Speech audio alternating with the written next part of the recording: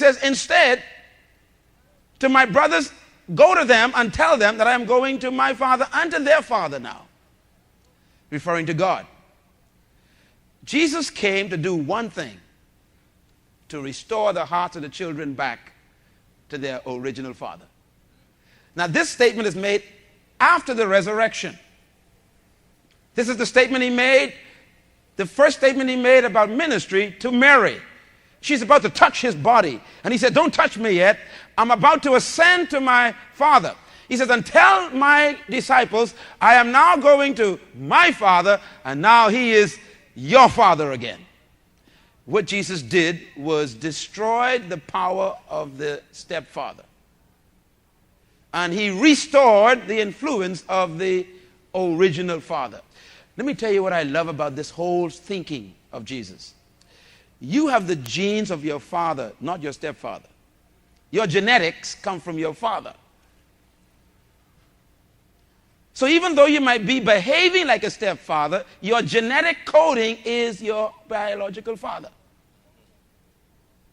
So Christ was giving us one of the biggest announcements man ever heard. He's saying, look, not only have I broken the influence of your stepfather, but I've restored you back to your genetic heritage.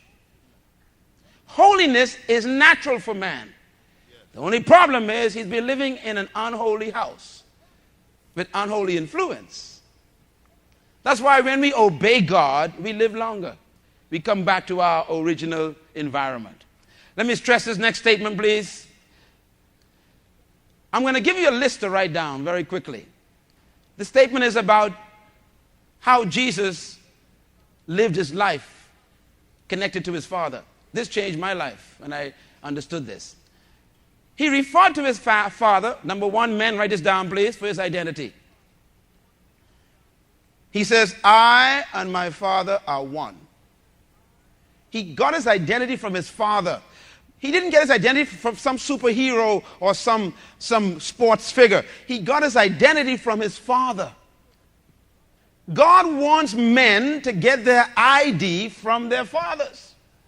Most men get their ID from their mothers because the father ain't in the house most of the time. What a tragedy, huh? One of my friends taught a seminar here some years ago. He says that the men of our Western culture are feminized. It doesn't mean they are effeminate. It means they are feminized. Feminized means a man that was brought up by a woman. So he thinks like a woman. He responds like a woman.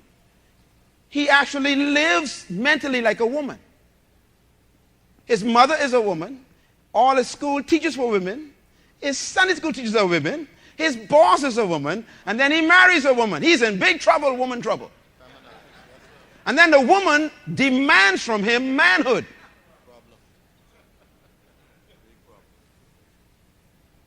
Most men identify with their mothers. That's not right. It's not right. Jesus identified with his Father. Secondly, he got his work from his Father.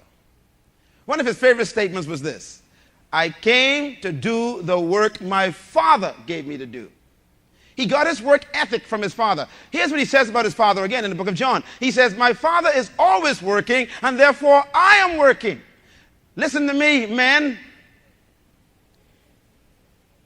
As a man, you need to teach your son and your daughter the power of work. Listen to him. He says, my Father is always working, and I am working. When a man is lazy, he's messing up someone's husband. That's a deep statement.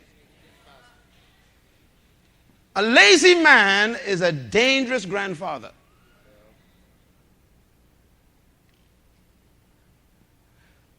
Christ was a hard-working man because he said his Father was a hard-working father. Number three, he got his purpose from his Father. He said, for this cause came I into the world, to do the will of my Father. I want to stress to you young men, I know you got influences from all different quarters coming at you, but don't you take your Father lightly.